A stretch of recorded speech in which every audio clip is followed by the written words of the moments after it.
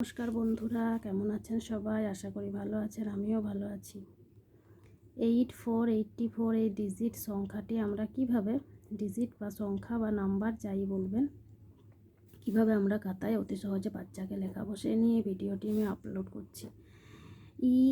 এরপর স্পেলিংটি লিখে নিতে হবে, এভাবে বিন্দু বিন্দু করে বাচ্চাকে দিতে হবে। আমি সমস্ত ভিডিওতে কিন্তু এভাবেই দেখাই, বাচ্চাকে বিন্দু বিন্দু করে আগে খাতায় দিয়ে দেওয়া।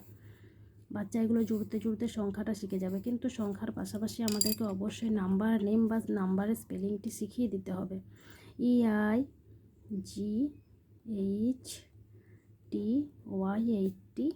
80FOUR 4। এরপর স্মলে লিখতে হবে EIGHTY